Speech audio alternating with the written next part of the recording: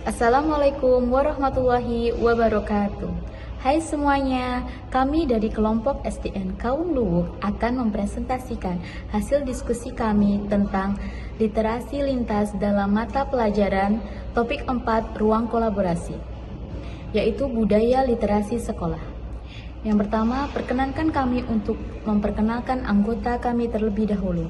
Yang pertama ada Akvin Solih Purwandari, yang kedua ada Fauziah Pustikawati, yang ketiga ada Vinka Oktaviani, yang keempat ada Fitri Apriani, yang kelima ada Monika Rini Widyastuti, dan yang keenam ada Muhammad Nurfaidi. Lingkungan kaya literasi terdiri dari 3. Yang pertama, lingkungan fisik ramah literasi.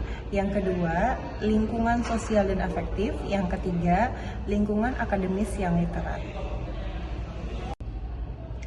Contoh lingkungan fisik ramah literasi diantaranya yang pertama pojok baca. Pojok baca merupakan sudut di ruang kelas yang dilengkapi dengan buku. Yang kedua, perpustakaan. Di dalam perpustakaan dilengkapi dengan buku teks dan non-teks. Selanjutnya, pajangan dinding. Pajangan dinding bertuliskan kalimat-kalimat positif yang dapat memotivasi peserta didik. Selanjutnya, lingkungan sosial dan afektif.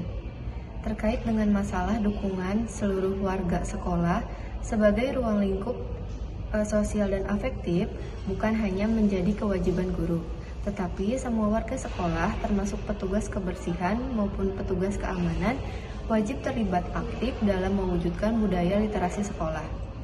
Contoh pelaksanaan lingkungan kaya literasi dalam lingkup lingkungan sosial dan afektif, yaitu yang pertama, merayakan hari besar, misalnya Bulan Bahasa dan Hari Buku Nasional. Yang kedua, jadwal rutin ke perpustakaan. Di SDN Kaum Luwuk sendiri, sudah tersedia jadwal rutin tiap-tiap kelas untuk mengunjungi perpustakaan dengan durasi waktu 1 JP atau sekitar 35 menit tiap minggunya. Lingkup yang selanjutnya yaitu lingkungan akademik yang literat. Lingkungan akademik ditunjukkan oleh ekosistem sekolah yang mendukung peningkatan mutu proses pembelajaran. Mutu pembelajaran bukan sekadar menjadi tanggung jawab guru. Warga sekolah termasuk kepala sekolah, tenaga kependidikan, orang tua, dan komite sekolah turut memberikan perhatian dan dukungan bagi terciptanya proses pembelajaran yang berpusat kepada siswa. Oleh karena itu, penumbuhan budaya literasi di lingkungan fisik, lingkungan afektif, dan juga lingkungan akademik perlu dipertimbangkan. Selanjutnya, penguatan literasi di lingkungan akademik dapat dilakukan melalui kegiatan presentasi. Pada kegiatan presentasi dapat mengembangkan kecakapan literasi produktif peserta didik, khususnya dalam berbicara, mempresentasikan, dan menulis. Contoh lainnya dalam penguatan literasi di lingkungan akademik yaitu dengan penyediaan buku yang bervariasi. Penguatan literasi dapat berfokus pada penggunaan ragam teks dengan format dan tema yang dekat dengan lingkungan keseharian dari peserta didik. Selanjutnya, penguatan literasi di lingkungan akademik dapat dilakukan melalui kegiatan presentasi. Pada kegiatan presentasi dapat mengembangkan kecakapan literasi produktif peserta didik, khususnya dalam berbicara, mempresentasikan, dan menulis.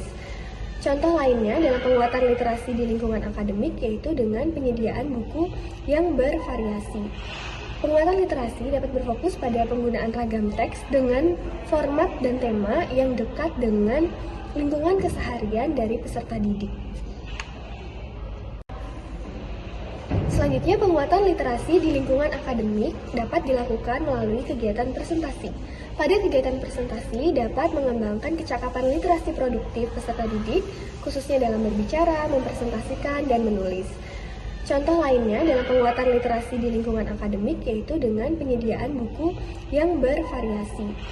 Penguatan literasi dapat berfokus pada penggunaan ragam teks dengan format dan tema yang dekat dengan lingkungan keseharian dari peserta didik. Selanjutnya untuk strategi literasi dalam pembelajaran. Strategi penguatan literasi di lingkungan akademik bertujuan untuk membuat kegiatan pembelajaran bermakna dan menyenangkan, sehingga siswa dapat meningkatkan kecakapan literasinya dengan optimal. Kegiatan literasi pada fase pembelajaran bertujuan mengembangkan kemampuan memahami teks dan mengaitkannya dengan pengalaman pribadi, berpikir kritis, dan mengolah kemampuan komunikasi secara kreatif melalui kegiatan menanggapi teks buku, pengayaan, dan buku pelajaran. Guru menggunakan strategi literasi dalam melaksanakan pembelajaran. Pelaksanaan strategi literasi didukung dengan penggunaan pengatur grafis. Selain itu, semua mata pelajaran sebaiknya menggunakan ragam teks. Di sini contoh strategi literasinya misalnya think aloud.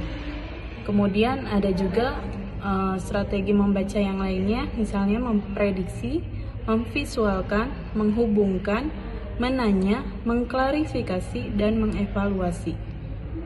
Poin selanjutnya yaitu program literasi sekolah atau disebut juga gerakan literasi sekolah.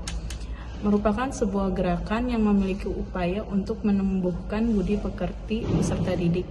Dilakukannya program ini adalah agar peserta didik memiliki budaya membaca dan juga menulis yang baik, sehingga terciptalah pembelajaran sepanjang hayat.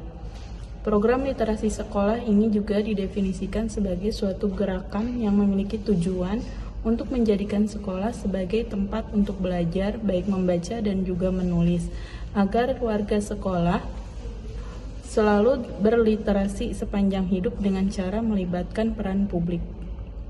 Kemampuan membaca dan menulis ini merupakan kemampuan yang saling berhubungan satu sama lain. Contoh-contoh dari program literasi sekolah misalnya pojok literasi atau disebut juga sudut literasi, merupakan suatu program literasi sekolah yang mana dalam program ini sengaja membuat ruangan yang biasanya terletak di bagian sudut atau pojok ruangan. Kemudian ada juga membaca buku 15 menit sebelum belajar. Membiasakan siswa untuk membaca buku 15 menit sebelum belajar atau di pagi hari. Tujuannya agar siswa sudah memiliki pemahaman sehingga cepat dan tanggap di dalam proses belajar mengajar. Kemudian ada juga mading. Yang keempat ada duta literasi sekolah dan lomba menulis. Serta yang terakhir kunjungan rutin ke perpustakaan. Selanjutnya jurnal membaca. Jurnal membaca untuk kegiatan literasi adalah catatan yang digunakan untuk pembaca untuk mencatat dan merefleksikan apa yang mereka baca.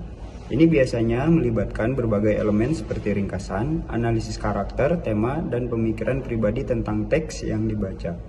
Tujuan dari jurnal membaca adalah untuk membantu pembaca memahami dan menganalisis teks dengan lebih mendalam, serta untuk mendorong kebiasaan membaca yang kritis dan reflektif. Berikut adalah beberapa komponen yang umum ditemukan dalam jurnal membaca. Yang pertama, ringkasan. Catatan singkat tentang apa yang terjadi dalam teks. 2. Kutipan penting, kalimat atau paragraf yang menarik atau penting. 3. Karakter dan pengembangan. Informasi tentang karakter utama dan pengembangan mereka. 4. Tema dan pesan.